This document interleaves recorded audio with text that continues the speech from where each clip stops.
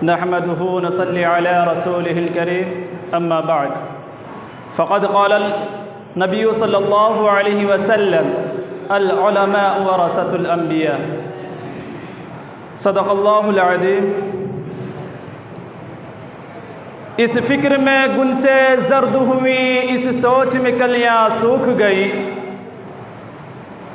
اس فکر میں گنچے زرد ہوئی، اس سوچ میں کلیاں سوکھ گئی۔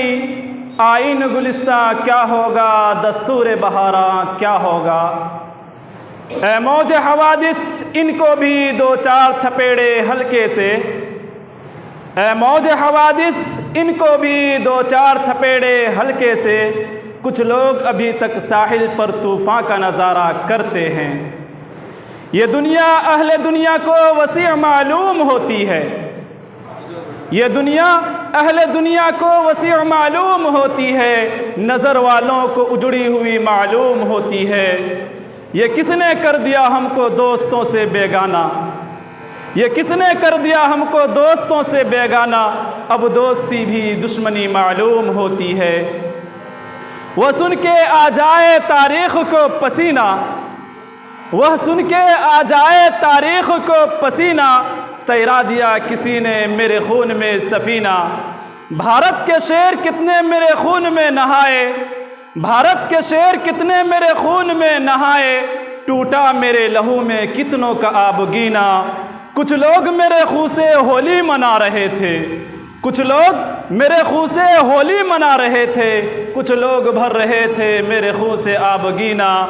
صحرا میں جا کے چھلکا لہو کا ساگر، صحرا میں جا کے چھلکا لہو کا ساگر، انصاف مانگنے کی ایسی صدا کہیں نہ۔ حضرات گرامی اور دور دراز سے آئے ہوئے مہمان اعظام اور اسٹیج پر بیٹھے ہوئے اساتذہ کرام، اللہ تبارک و تعالی کا بہت بڑا احسان و کرم ہوا کہ حق تعالی ہم سب کو اس متبرک محفل میں آنے کی توفیق دی۔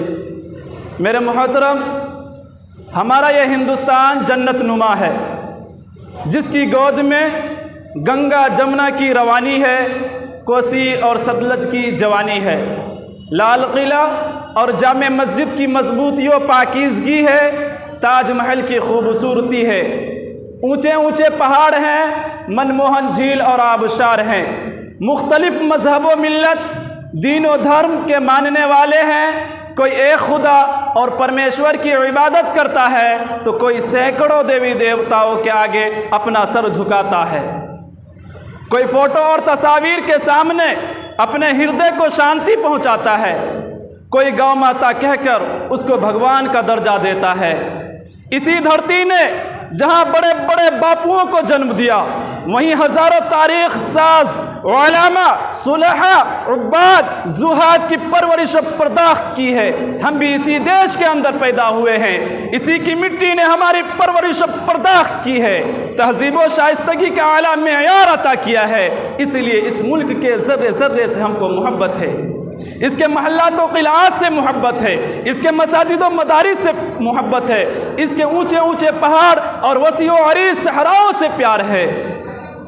اسی لیے اس کی عصمت و عفت کی حفاظت کو ہم اپنی ذمہ داری سمجھتے ہیں، اس کی گود کی رکشا کو ہم اپنا دھرم تصور کرتے ہیں، اس کے ذرے ذرے کی صیانت کو ہم اپنا ایمان گردانتے ہیں، کیونکہ جس مذہب کے ہم ماننے والے ہیں، جن قوانین کے ہم پیرو ہیں، اس نے ہمیں بے وفائی نہیں بلکہ وفاداری کا سبق دیا ہے، اس نے ہمیں احسان فراموشی نہیں احسان شناسی کا سبق دیا ہے، اس نے ہمیں بزدلی نہیں بلکہ حوصلہ دیا ہے، اس نے ہمیں لومڑی کی عیاری نہیں بلکہ شیر کا دل عطا کیا ہے، اس نے ہمیں تلواروں کے سائے میں جینا سکھایا ہے، اس نے ہمیں جفا کشی کی مشق کرائی ہے، اس نے ہمیں توپوں اور ٹینکوں کے سائے میں جینا سکھایا ہے۔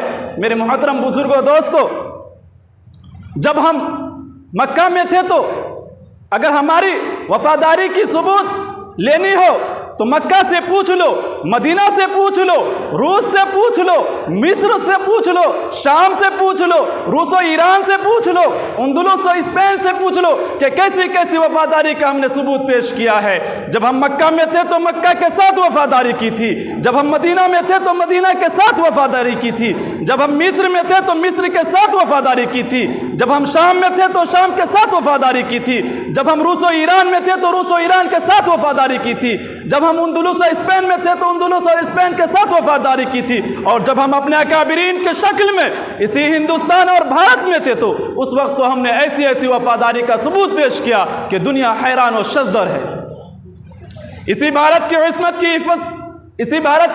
کی حفاظت کی خاطر ہم نے گولیاں کھائے، توپوں اور ٹینکوں کے نشانے بنے، پھانسیوں کا پھندا پر چڑھنا پڑا، جیلوں کی مشقتوں کو برداشت کیا، نذر آتش کر دیے گئے۔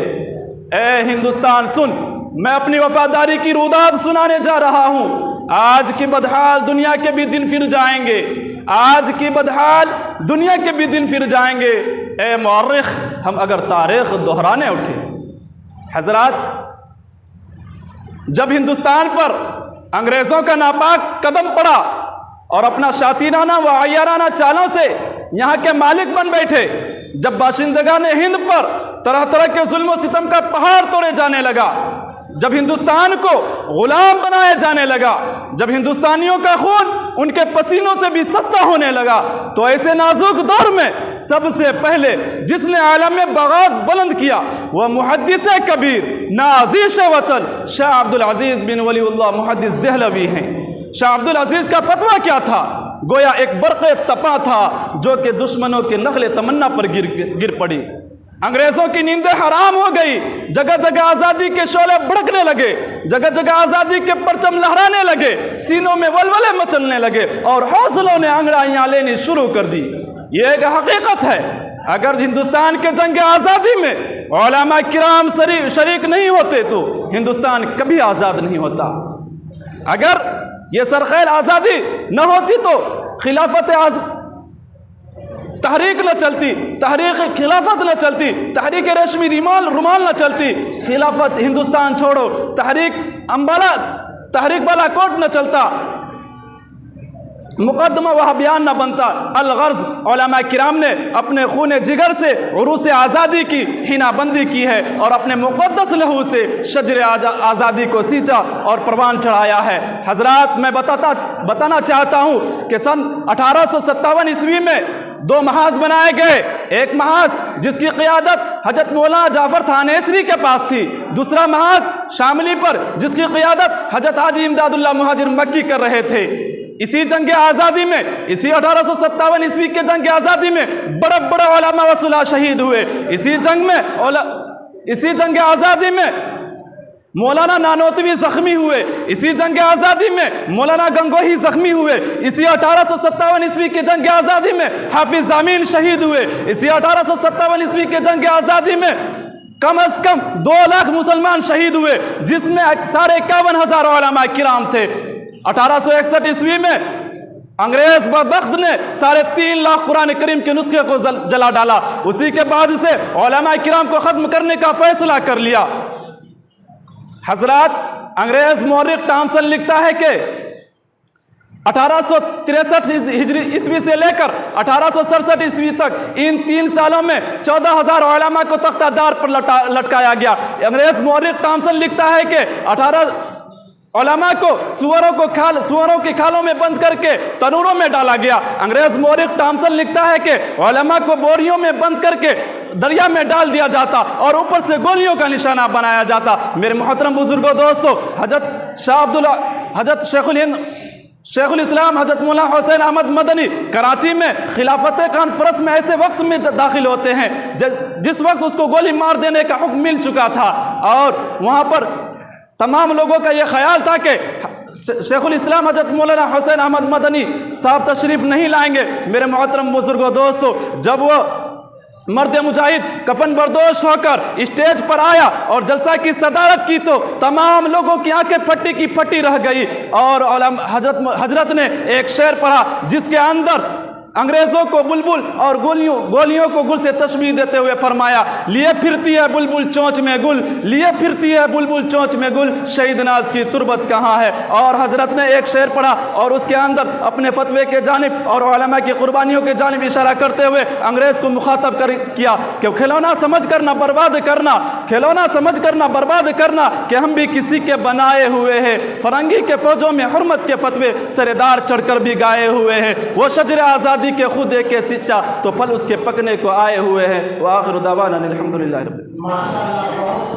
وفادار قول ہے۔ موصوف نے جو تقریر پیش کی ہے میں اس کا صرف ایک حصہ ہائی لائٹ کرنا چاہتا ہوں۔ آج یہ پوچھا جاتا ہے کہ علماء نے مسلمانوں نے اس ملک کے لیے کیا کیا، اس کا جواب ایک جملے میں یہ ہے، چاندنی چوک سے لے کر کے لاہور کی جامع مسجد تک جتنے درخت تھے اور جتنی مسجدیں تھیں تمام مسجدوں کو قتل گاہ اور تمام درختوں پر صرف اور صرف مسلمانی علماء کی گردنیں لٹکائی گئی، یہ قربانیاں ہیں۔